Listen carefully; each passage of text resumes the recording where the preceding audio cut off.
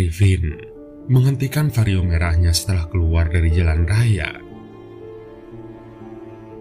Di depannya terbentang jalan berbatu. Di kanan kirinya tumbuh pepohonan karet. 10 kilometer lagi, Arifin akan sampai ke desa Sumurwatu.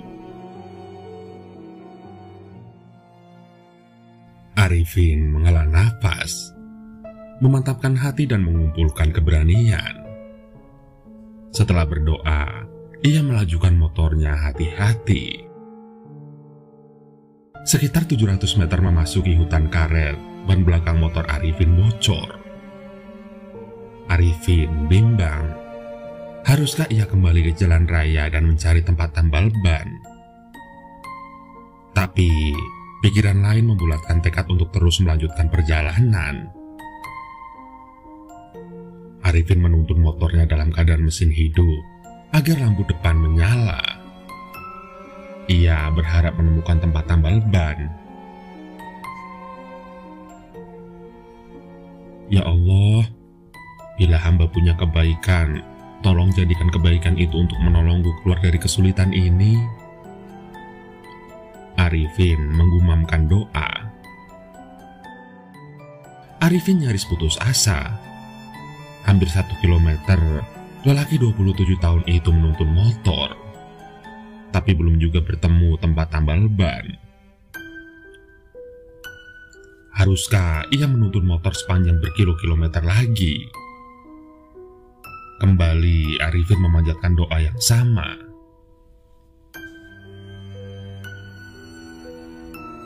Perlu membasahi wajah dan kemeja koko Arifin. Ia membuka resleting jaket hitamnya agar tubuhnya mendapatkan angin segar.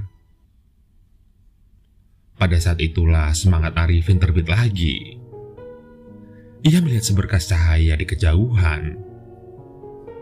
Ia bergegas menuntun motornya. Dan ternyata cahaya itu berasal dari sebuah gubuk bertuliskan tambal ban. Arifin pun tak berhenti mengucap syukur. Gubuk itu kecil. Ukurannya sekira 2 kali 3 meter. Terbuat dari kayu yang tampak kusam dan kelam. Ada sebuah bilik dan ruang terbuka di mana terdapat sebuah dipan kayu sengon dan bertikar pandan. Di atas dipan tergantung lampu yang sinarnya temaram. Mungkin lampu 5 watt. Di tepi dipan duduk seorang lelaki tua, kurus dan berwajah pucat. Mungkin lelaki tua itu selalu begadang menunggu lapak tambal bannya, sehingga wajahnya seperti tidak berdarah. Lelaki tua itu tampak melamun dan tak menyadari kehadiran Arifin.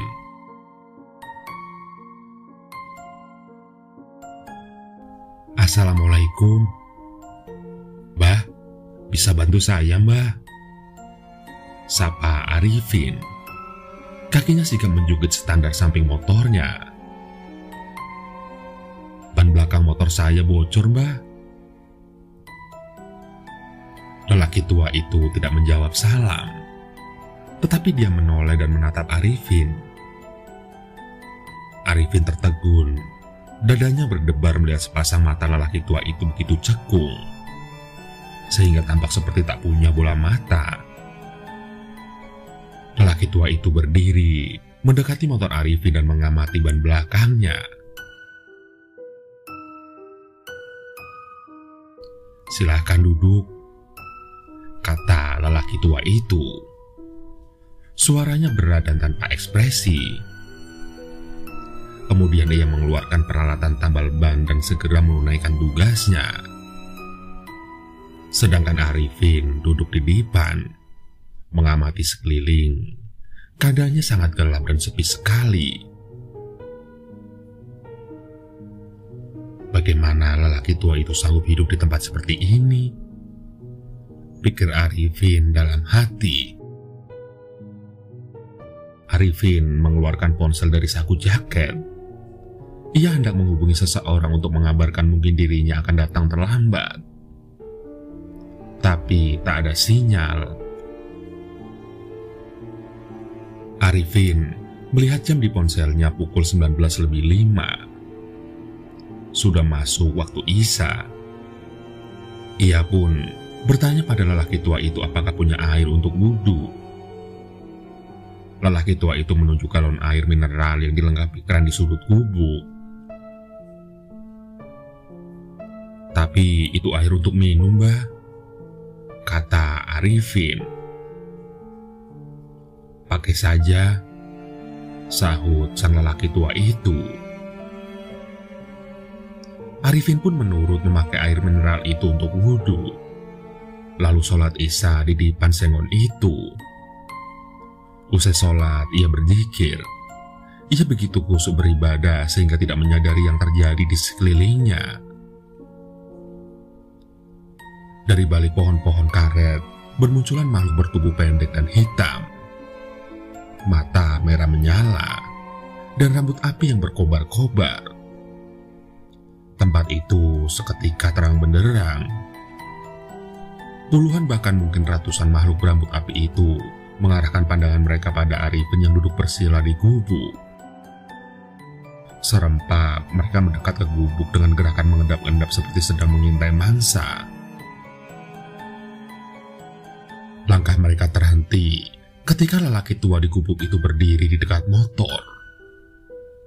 Lelaki tua itu menggeram, bersuara dengan nada tertentu seakan sedang bicara dengan makhluk berambut api itu. "Dia orang baik, jangan ganggu dia," kata lelaki tua. Satu makhluk berambut api melompat mendekati lelaki tua. "Dia tampan, aku akan membawanya untuk kujadikan suami anakku," kata makhluk itu. "Ini wilayahku, jangan ganggu dia," sahut lelaki tua. "Baik, aku akan membawanya setelah pergi dari sini." "Silahkan, tapi bila ia menoleh ke belakang saat kalian kejar ya. Bila tidak, maka aku akan menjaganya," kata lelaki tua.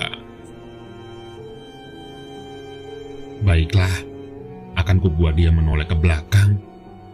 Anakku pasti senang mendapatkan suami tampan." Lalu melompat mundur dan memberi kode dengan tangan pada teman-temannya sesama makhluk berambut api. Mereka pun menghilang dalam sekejap. Arifin membuka mata usai berzikir. Ia beranjak mendekati lelaki tua yang telah merapikan peralatan tambal ban. "Sudah selesai, Mbah?" Lelaki tua mengangguk.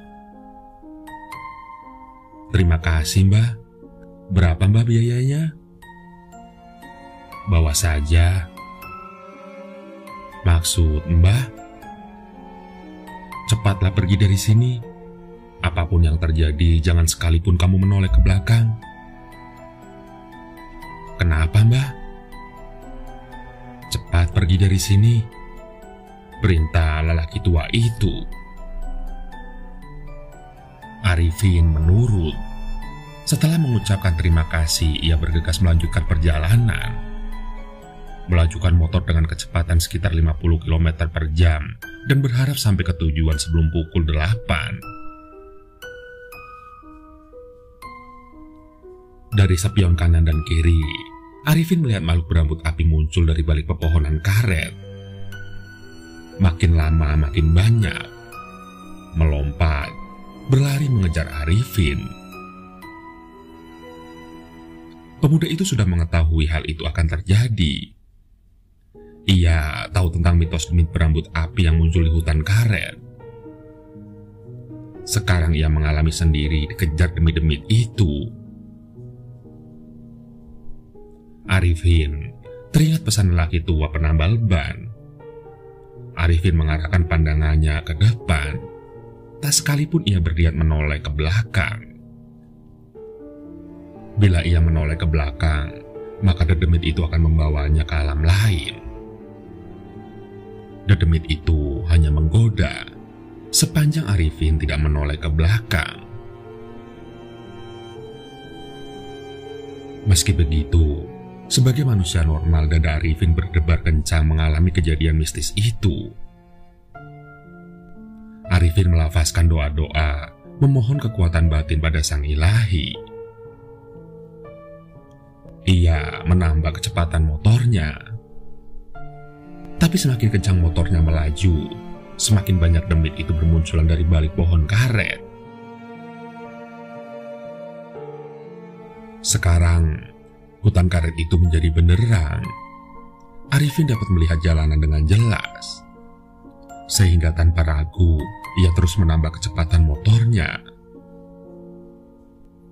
Dedemit itu masih mengejar Arifin seperti serigala mengejar mangsa.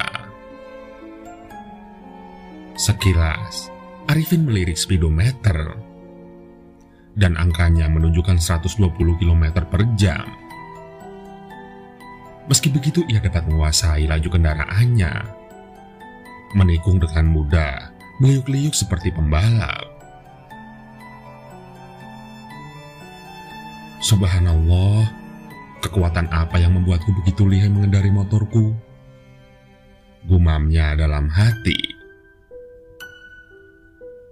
Di depan, sudah tampak kerlip lampu dari rumah penduduk. Arifin melirik spion kanan. Dedemit itu telah berkurang. Dan semakin dekat Arifin ke perkampungan, dedemit itu pun menghilang. Arifin sampai di rumah Pak Karmijan, orang yang mengundangnya untuk mengisi pengajian.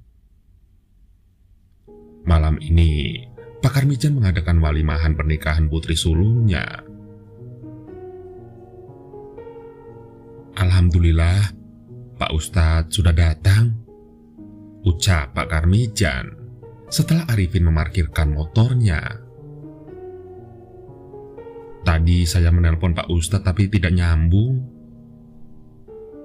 Maaf Pak, tadi saya juga hendak menelpon Bapak, tapi tidak ada sinyal, sahut Arifin. Ya sudah, yang penting Pak Ustadz sudah datang. Mari Pak, para tamu sudah menunggu. Sudah jam 8 lebih soalnya, kata Pak Karmijan. Tapi lelaki parubaya itu terkejut ketika melihat kondisi motor Arifin. Apa yang terjadi dengan motor Pak Ustadz? Tanya Pak Karmijan. Maksud Pak Karmijan? Lihat Ustadz, kata Pak Karmijan lagi. Saya tidak habis pikir bagaimana Pak Ustadz bisa pergi dengan ban motor seperti ini. Arifin terbelalak melihat motornya. Ban belakang robek, velg penyok dan beberapa jerujinya patah. Begitu pula ban depan sama hancurnya. Subhanallah, gumam Arifin. Apa yang terjadi Ustadz? Ustadz bertemu dedem. Nanti saya ceritakan, sahut Arifin, lalu beranjak menuju mimbar siap mengisi pengajian. Diam-diam, Arifin juga bertanya dalam hati, apa yang membuat motornya melaju demikian kencang seperti terbang? Dan ketika teringat pada lelaki tua penambal ban, dada Arifin berdebar dan tengkuknya merinding tidak karuan.